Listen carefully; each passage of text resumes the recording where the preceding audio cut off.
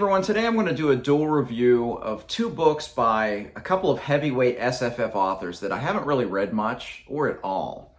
In the case of Adrian Tchaikovsky, The City of Last Chances is the first book of his that I've read. Jim Butcher, the Aeronaut's Windlass, this is the third book of his that I've read. But these are some very highly prolific authors that have a huge back catalog, and I just haven't read much of them, or at all in the case of Tchaikovsky. So I do this dual review format when I'm faced with a couple of books that I want to talk about a little bit more than the 2 or 3 minutes that I would do on a monthly wrap-up, but that I also don't want to devote an entire video to. So let's first talk about The City of Last Chances by Adrian Tchaikovsky. As I mentioned, this is the very first thing that I've read by this author. I've known a lot about this author mainly because a lot of people rave about Children of Time, which is a work of science fiction, but I know he has a huge back catalog of fantasy works. In fact, I didn't know there were as many books by Tchaikovsky until I got this and saw what he had read in the past. This is being released May 2nd in the States, and this was released worldwide about a month ago. So I did get an advanced copy from the publisher to review this in the States, but I really enjoyed this, and I'm glad that I did experience this as my first Tchaikovsky. Although I think this may be a bit different than his other works. You'll have to tell me that in the comments section after I talk about this book. So this is a work of fantasy. I mentioned Children of Time, which is a work of science fiction. This is a work of fantasy, and we're faced with this city, the City of Last Chances. This city has been under oppressive rule for several years. And what this book is about is you're seeing various parts of the city where the resentment of this oppression is just starting to boil over. So it's kind of a straightforward plot, but the execution is what I found very unique and for me very compelling, but it may be something that some readers may not enjoy. The structure of this book is very different from what you normally face in a typical fantasy tale. Each chapter doesn't have a chapter number, but has a chapter name, and in many ways serves as a short story. Although I wouldn't necessarily call them short stories, but more vignettes about different parts of this city under this oppressive rule and what's going on as we start to push to a potential rebellion or at least a lashing out at the oppressors. So each chapter is very self-contained, and it isn't until about a third of the way through the book, maybe a little further, where you even get a repeat character as a point of view character. So that structure alone, I think some people may not enjoy that. If you're someone who enjoys something that follows a small group of characters and focuses on them throughout an entire story, this probably isn't the book for you. But you will find out by the end that there really were 5 or 6 main characters, because you do start to see the point of view repeat at various points in this book. But early on, this is a really, really slow boil. And I like that aspect of it. A lot of people don't like fantasy that takes its time, but I really enjoyed that aspect of it. As you had these little vignettes, you followed one character here, and then the next character, maybe it was a minor character in that previous chapter that you follow, or maybe it's on the entire other side of the city. But I found it fascinating, and what it did, it gave you a really good global view of just different parts of the city and different people in this city, and how this oppressive rule was affecting them. And you get a priest, and you get some students, you get a professor, you get a street thug, you get a lot of different point of view characters. It's a large cast of characters. There's even a dramatis personae at the beginning of this book to help you weed through all of that. But I didn't really struggle with that because I think they were pretty distinctly drawn. My first impression of this, it reminded me of a series of fantasy books I read in the 80s. There was a series called Thieves' World, which I think it was Robert Lynn Asprin was one of the creators of Thieves' World. And essentially it was a lot of authors just playing in the same sandbox, creating their own characters, putting it in the city, and then writing short stories about it. Now, of course, this is one pen, so there is the through narrative of what's going on, but it really reminded me of that because of the urban setting, because it was a fantasy, and because you did follow in each of these chapters a different main character for the most part. But of course, it also has a lot of the typical fantasy elements that you would enjoy. There's magic, there's magical creatures, there's different races. There's some great scenes with some undead, and I really enjoyed those aspects of it as well. But I'll tell you, just the urban fantasy setting done at this level is not something that I've seen, and I really enjoyed that aspect of it. And the one thing I will say is my comparison of this book really changed by the end. By the end, I was comparing The City of Last Chances to a 19th century novel. Because a lot of the works of the 19th century, like you see my Dickens collection up here, they often published a chapter at a time. So there had to be kind of a ending to each chapter, even though it would lead to the next chapter. And a lot of times when you switch chapters, you might switch characters, you might switch where you are in the story. And this, of course, did that every chapter. So partway through the book, I started thinking about that. And the genesis actually was, I mentioned students, and in any rebellion, whether it's in our real world or a fantasy world, a lot of times it's led by students because they're young and idealistic. And it really gave me Les Miserables vibes when that was happening. When we were seeing the students were the ones that were kind of leading the charge to start this potential rebellion or revolution to the oppressing force in this city.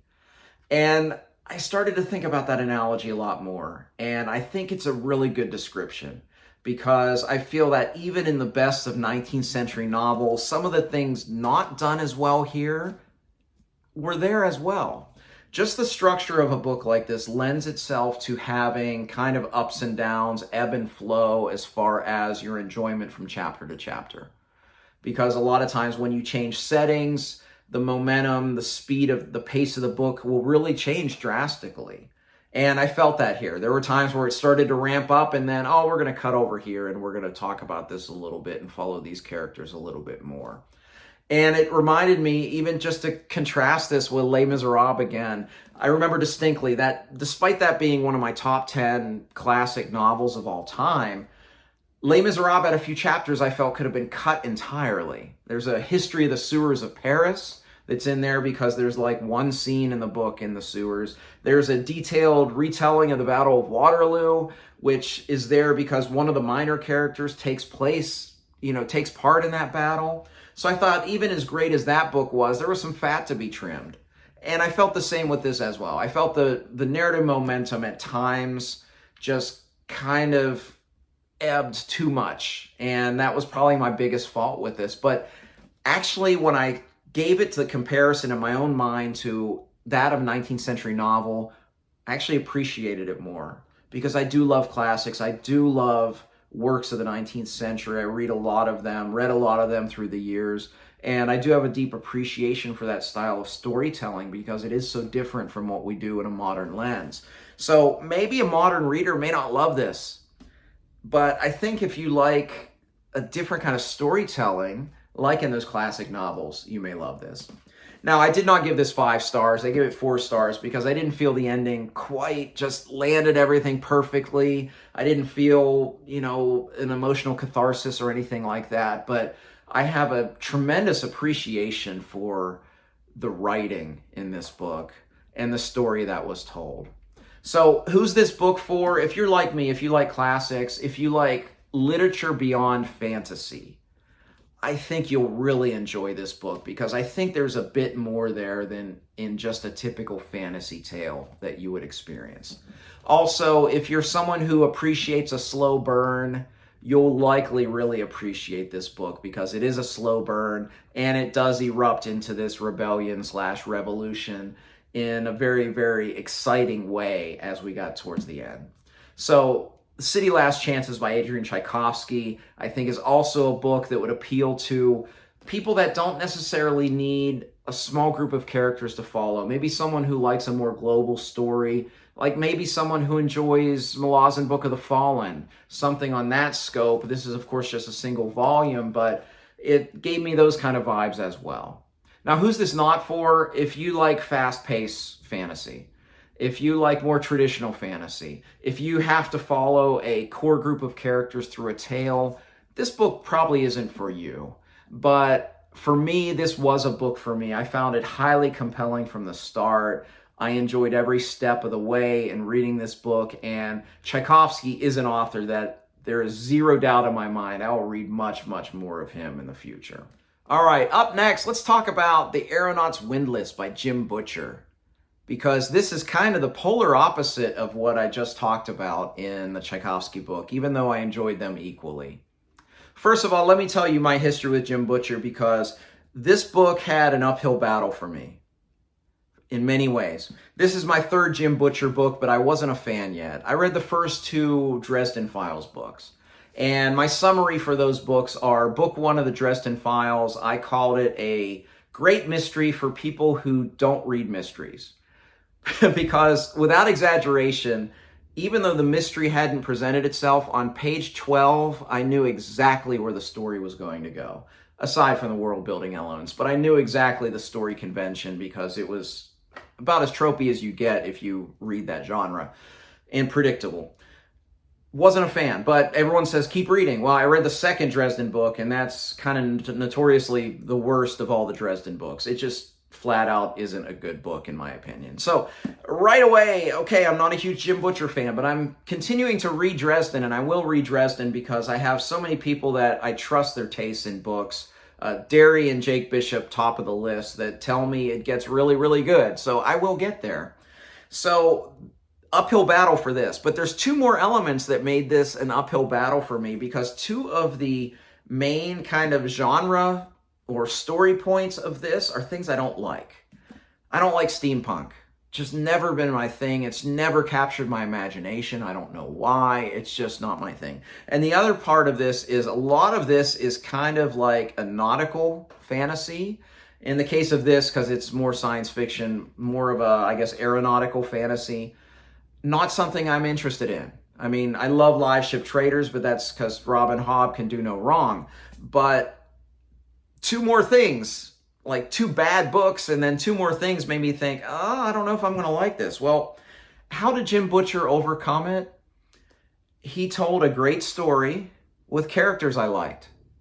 Storytelling 101. One thing I'm pretty critical of a lot of modern fantasy authors that I think don't focus on that aspect, that your number one job as an author is to tell stories.